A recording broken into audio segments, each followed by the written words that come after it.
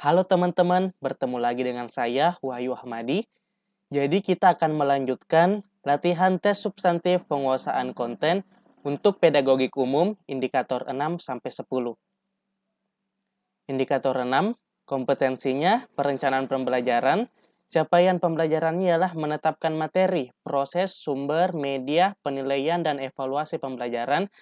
Untuk indikatornya ialah berdasarkan capaian pembelajaran atau tujuan pembelajaran dan proses pembelajaran yang telah ditentukan, peserta dapat menetapkan jenis evaluasi yang tepat. Oke, kita ke contoh soalnya teman-teman. Ya, silakan teman-teman kerjakan sebelum kita masuk ke pembahasan.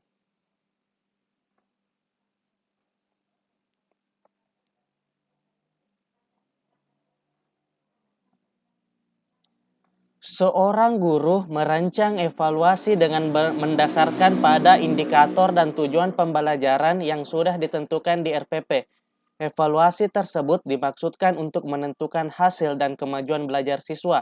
Maka jenis evaluasi yang tepat dipilih oleh guru adalah apakah A. Evaluasi formatif, B. Evaluasi sumatif, C. Evaluasi selektif, D. Evaluasi diagnostik, atau KE. Evaluasi penempatan. Ya, jika teman-teman masih memerlukan waktu, silahkan pause video tersebut, ya, video ini, sebelum kita lanjut ke pembahasan. Ya, kita akan masuk ke pembahasan. Ya, jadi kita akan mengetahui jenis evaluasi berdasarkan tujuan ya teman-teman. Ya, di sini ada 5.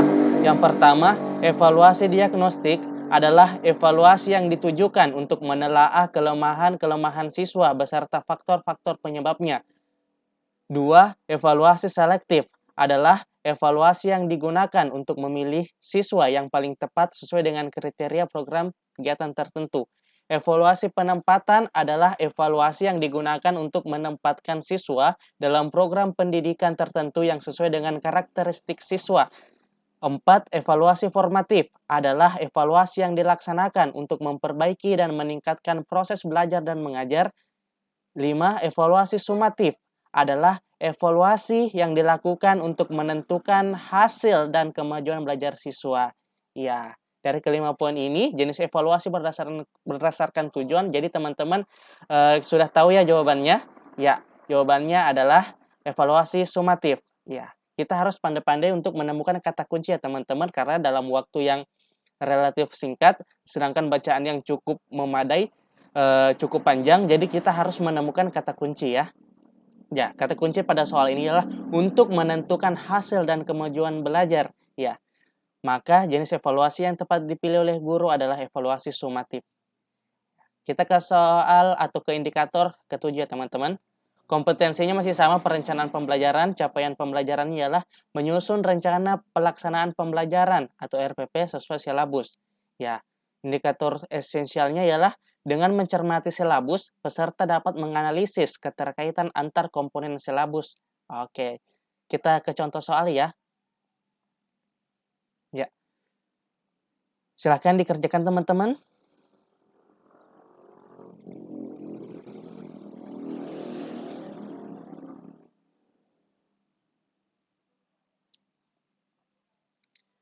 Seorang guru mencari materi dan media dari internet saat menyusun rencana pembelajaran atau RPP. Materi dan media tersebut akan disampaikan pada proses pembelajaran dengan maksud agar siswa tidak mengalami kesulitan memahami pelajaran. Langkah apa yang harus dilakukan oleh seorang guru saat memilih materi pelajaran? Apakah A. Mengidentifikasi aspek-aspek yang terdapat dalam kompetensi inti, kompetensi dasar, dan indikator? Atau KB, menganalisis potensi peserta didik, relevansi dengan karakteristik daerah dan struktur keilmuan. Atau KC, menyesuaikan dengan tingkat perkembangan fisik, intelektual, emosional, sosial, dan spiritual peserta didik. Atau KD, melihat kebermanfaatan bagi peserta didik, aktualitas, kedalaman, dan keluasan materi pembelajaran. Atau KE, relevansi dengan kebutuhan peserta didik dan tuntutan lingkungan, alat dan sumber bahan, dan alokasi waktu. Ya, kita akan masuk ke pembahasannya teman-teman. Ya, langkah-langkah dalam memilih materi pelajaran ya teman-teman. Di sini ada 4, jadi kita sebaiknya mengetahui dan menghafal ya teman-teman langkah-langkah dalam memilih materi pembelajaran ini. Yang pertama, mengidentifikasi aspek-aspek yang terdapat dalam kompetensi inti, kompetensi dasar, dan indikator. Mengidentifikasi jenis-jenis materi pelajaran. Yang ketiga, memilih materi pembelajaran yang sesuai atau relevan dengan KD dan indikator pencapaian. Atau keempat, dan empat ya, memilih sumber materi pelajaran ya.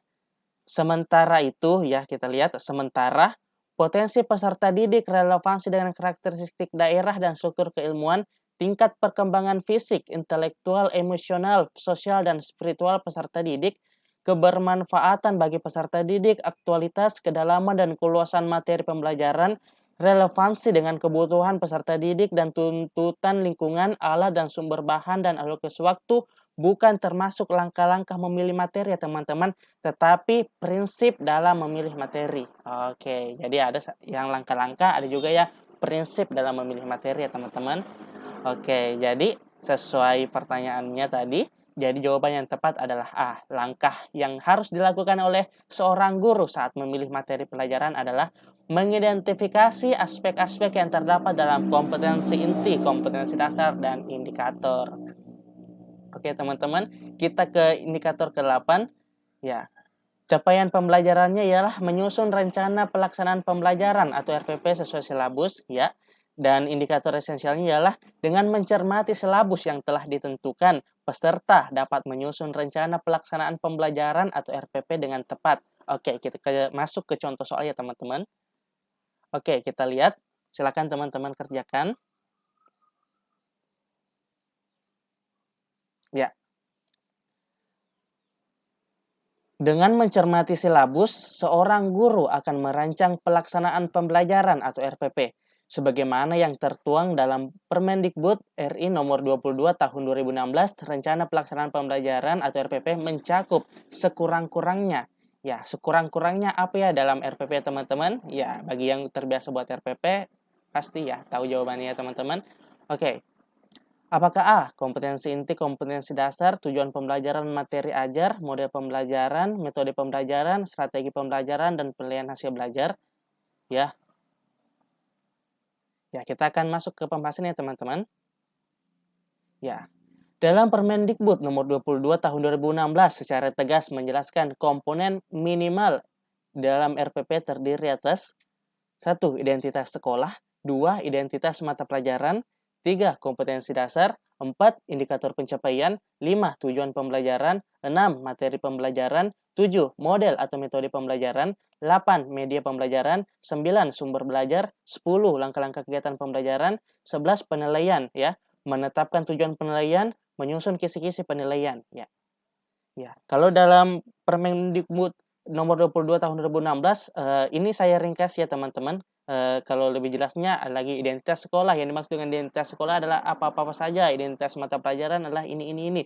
Kompetensi dasar dan semuanya dijelaskan ya teman-teman. Tapi karena sesuai pertanyaan maka saya ringkas ya teman-teman Permendikbud. Ya, harap teman-teman bisa juga melihat langsung Permendikbud nomor 22 tahun 2016 ini ya.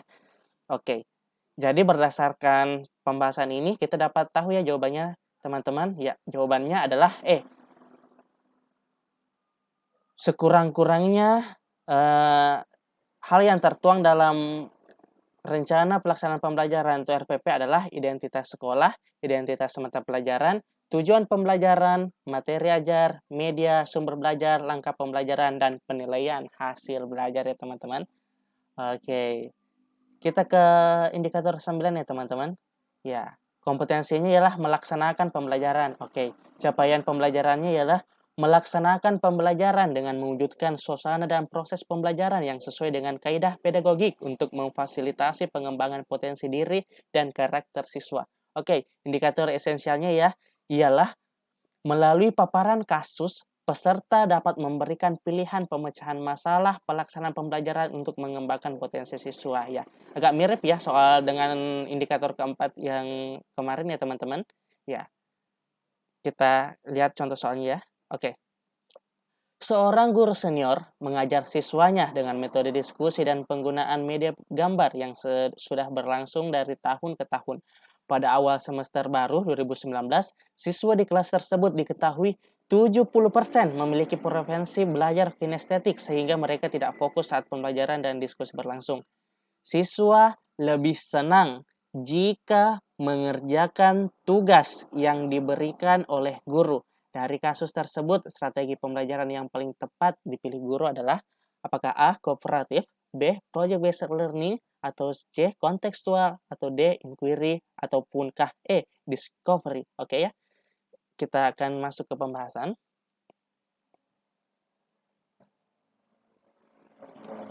Ya, dalam menjawab soal ya teman-teman, kita harus memahami model-model pembelajaran dan karakteristiknya ya.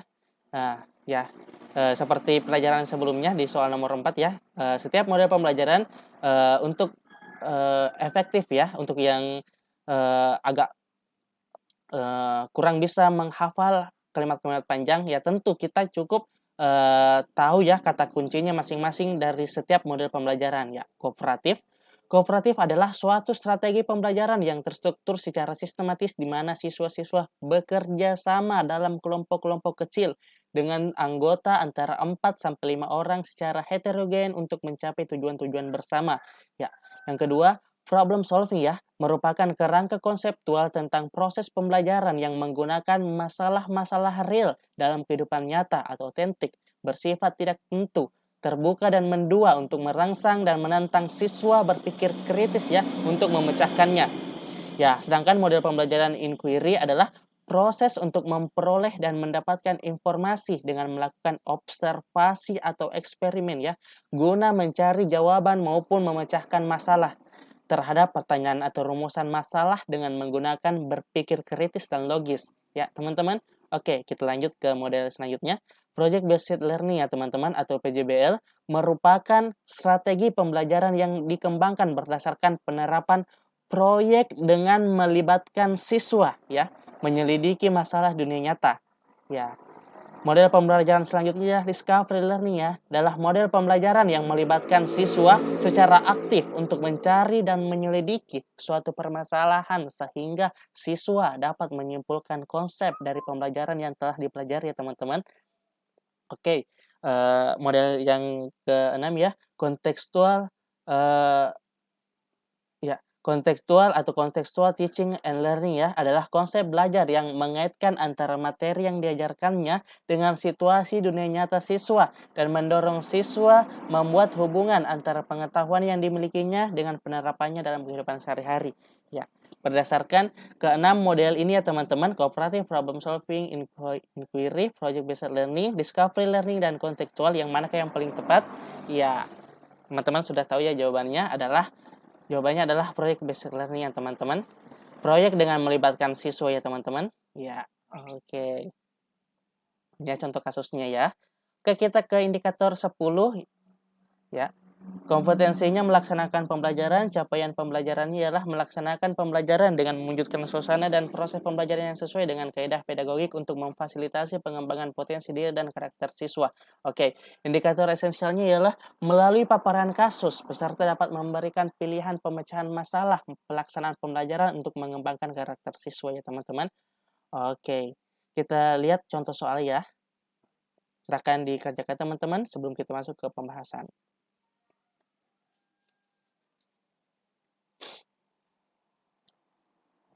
Ya, di sekolah seorang guru menuliskan beberapa aturan seperti dilarang menginjak rumput, dilarang menginjak rumput dan mencoret-coret meja ya. Hal ini merupakan pembiasaan kepada peserta didik agar berkembang kecerdasan apa?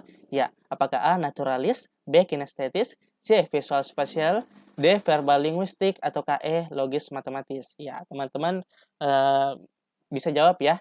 Tapi kita ke pembahasan dulu. Ya, pembelajaran logis matematis di sekolah dapat dikembangkan melalui beberapa strategi berikut ini ya. Ini merupakan beberapa saja teman-teman, banyak banget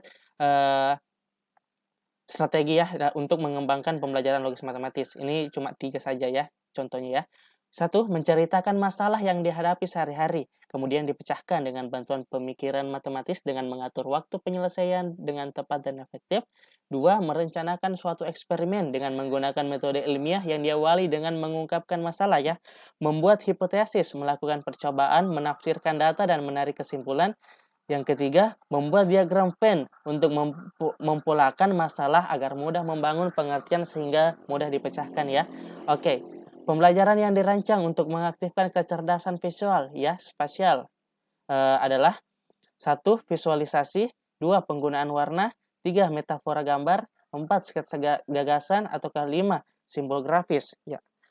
Kemudian pembelajaran yang dirancang untuk mengaktifkan kecerdasan linguistik ya, spasial ya. Kecerdasan linguistik adalah satu, bercerita, dua, diskusi, tiga, merekam dengan tape recorder, atau keempat dan empat ya, menulis jurnal, lima, publikasi ya. Oke. Sedangkan pembelajaran di kelas yang dapat mengaktifkan kecerdasan kinestetik adalah satu, respon tubuh ya. Contohnya teman-teman, jika siswa ingin bertanya, maka guru menyampaikan bahwa bagi siswa ingin bertanya silahkan acungkan tangan ya. Oke. Kemudian teater kelas, tiga, konsep kinestetis atau hands-on thinking. Contohnya ya teman-teman, misalnya membuat bentuk hewan dari jari-jari tangan ya teman-teman, contohnya saja. Oke, kemudian peta tubuh ya, misalnya menggunakan jari untuk menghitung ya. Kemudian, pembelajaran di kelas yang menggunakan kecerdasan naturalis adalah pertama, jalan-jalan di alam terbuka. Cara ini untuk menguatkan materi yang akan dipelajari untuk semua mata pelajaran. Misalnya untuk melukiskan perjuangan pahlawan, mempelajari pertumbuhan dan cuaca ya. Kemudian yang kedua, melihat keluar jendela ya, untuk mengurangi kebosanan peserta didik dalam kelas. Ya, jadi metode ini dapat dilakukan oleh guru dengan observasi di luar kelas, ya, melakukan pengamatan dan mencatat hasilnya ya. Oke, kemudian yang ketiga, eco-study ya. Strategi ini mengintegrasikan kepedulian peserta didik pada kelangsungan bumi untuk semua mata pelajaran. Nah, misalnya tidak menginjak rumput, tidak membuang sampah sembarangan. Ya, berdasarkan 1, 2, 3, 4, 5, 5 kecerdasan, cara untuk mengembangkan kecerdasan ini, teman-teman, untuk menjawab soal nomor 10 tadi jawabannya apa? Ya, yap, jawabannya ialah kecerdasan naturalis. Ayo teman-teman. Oke. Baiklah, terima kasih. Jadi itulah indikator 6-10 yang dipelajari hari ini. Insya Allah kita akan lanjutkan ke indikator 11 sampai indikator 15 di video berikutnya. Assalamualaikum.